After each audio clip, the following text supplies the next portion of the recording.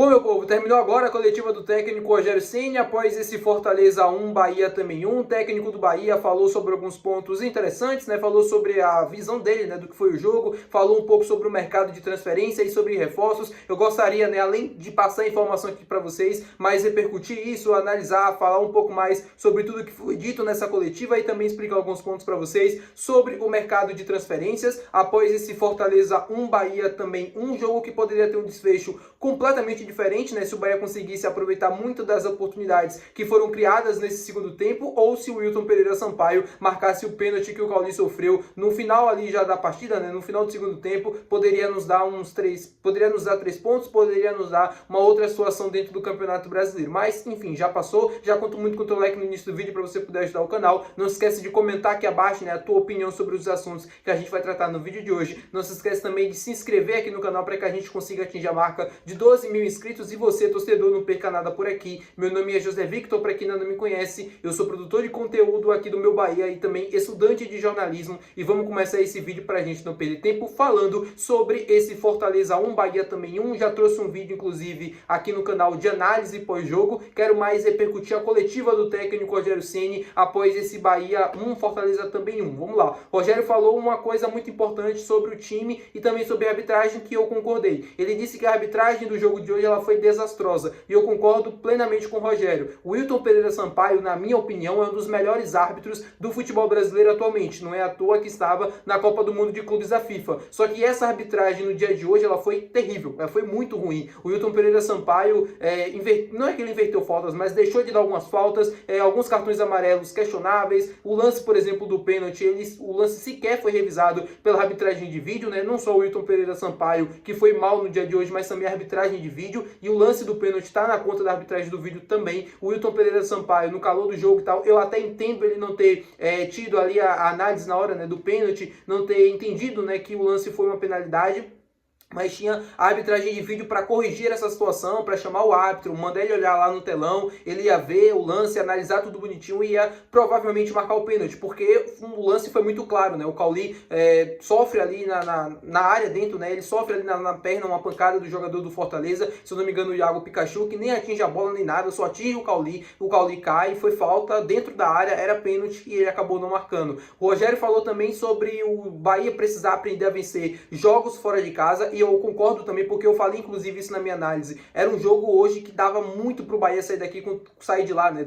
Sair de lá com 3 pontos. Era um jogo muito possível que o Bahia conseguisse vencer. Primeiro porque o adversário não vive um bom momento. O Fortaleza, né, teve essa mudança de técnico, chegou agora o Renato Paiva. É um time que ainda está em organização, mas você percebeu o nervosismo na tomada das ações e era um time que se precipitava em alguns lances, errava bastante, dava pro Bahia ter conseguido um resultado melhor no dia de hoje, não conseguiu. Agora aprender, né, de fato, nos próximos jogos a lidar melhor com esse tipo de jogo, com esse tipo de partida, para que a gente consiga ter uma sorte melhor. Esses pontos, né, que o Bahia precisa conquistar ao longo do Campeonato Brasileiro, jogando fora de casa, contra essas equipes que são na parte de baixo da tabela, é muito importante para o final do campeonato, porque são esses pontos que dá mesmo, né, a classificação para a Libertadores, né, e até te dá uma situação mais confortável na tabela. O Bahia precisa aprender a vencer os jogos contra os times que ele não está, assim, lutando, né, eu sei que o brasileiro é difícil, mas o Bahia precisa aprender a vencer jogos contra adversários da parte de baixo da tabela, porque são esses pontos que fazem a gente ficar numa situação confortável quando a gente enfrenta um time que está ali junto com a gente lutando na parte de cima, que está brigando por uma Libertadores. O Rogério também falou sobre reforços, e aqui eu gostaria de comentar e analisar com vocês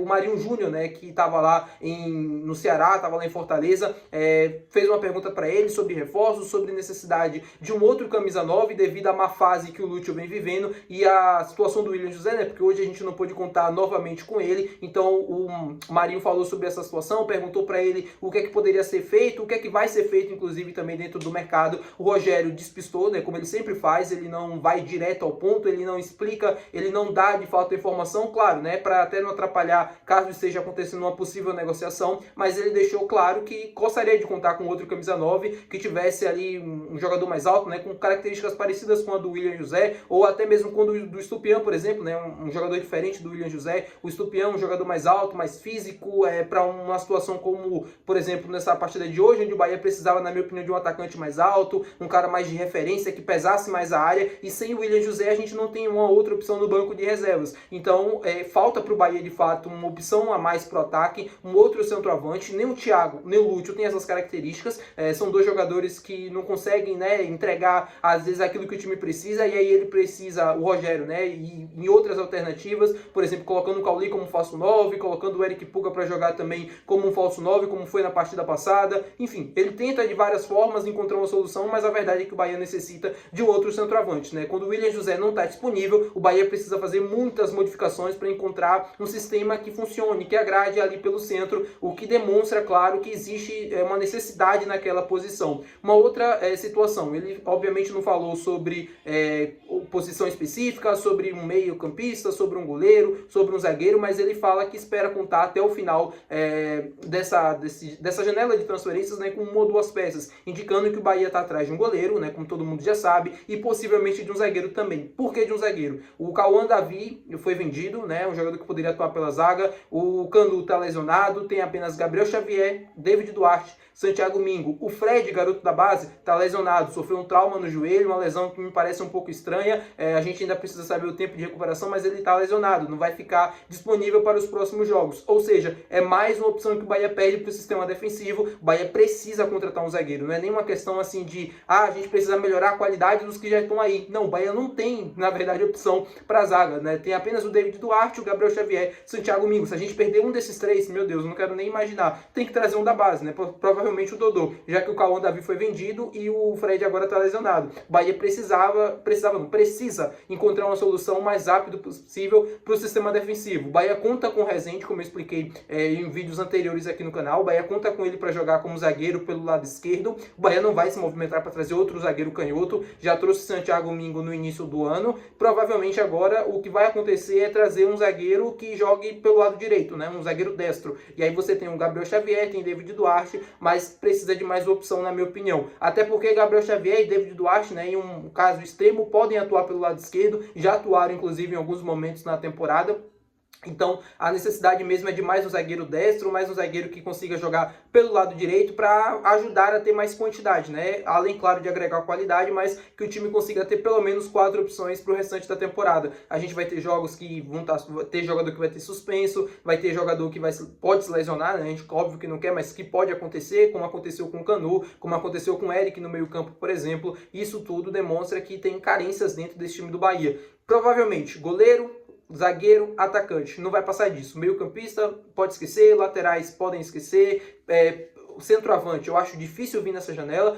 Mesmo que exista a necessidade, eu expliquei que existe a necessidade, mas eu acredito mesmo que um ponta seria o que o Cadu Santoro está buscando. E é como eu falei no primeiro vídeo aqui do canal, o Bahia precisa se reforçar e eu expliquei o porquê no vídeo de hoje, né? Tem posições que realmente estão carentes, só que quando a gente fala sobre reforços no Bahia, parece que o time do Bahia é ruim, que se não contratar vai cair para a Série B, que se não contratar o time vai voltar para a terceira divisão, segunda divisão, e não é isso, não é esse, na minha opinião, né? Não é essa a situação. Se o Bahia não contratar, provavelmente vai sofrer até o final da temporada, porque pode ficar com o elenco curto, pode sofrer com uma perca de 1, 2, 3 peças, e faz uma diferença muito grande em termos de qualidade técnica, só que mesmo assim, na minha opinião, ainda é um time capaz de conseguir tentar se manter na parte de cima da tabela. Ainda é um time que pode lutar por uma pré-Libertadores. Não é um time que vai brigar lá na parte de cima, né, em terceiro, quarto colocado, como está nesse momento, mas é um time que teria condições de buscar uma pré-Libertadores. Se o Bahia se reforçar, trazer mais jogadores, agregar mais qualidade a esse time que já está aí, que já está jogando, aí sim o Bahia vai ter condições, na minha opinião, de tentar sustentar uma 4ª colocação até o final desse Campeonato Brasileiro. Veremos o que é que vai acontecer. A gente precisa primeiro se concentrar em reforçar, mas primeiro se concentrar em vencer os jogos com o time que a gente já está aí, que a gente já tem aqui. O América de Cali vai ser o próximo adversário do Bahia pela Copa Sul-Americana, depois o Bahia vai enfrentar a equipe do Juventude pelo Campeonato Brasileiro, tem jogo contra o Retrô também pela Copa do Brasil. Meus amigos, os próximos jogos prometem, mês de julho ainda não terminou, tá cheio de jogo ainda, e a gente vai repercutir tudo aqui no meu Bahia, tá bom, meu povo? Muito obrigado por você ter assistido esse vídeo. Se você gostou, não se esquece de deixar o teu gostei, que é muito importante, não se esquece de se inscrever no nosso canal. Até o próximo vídeo, valeu, tchau!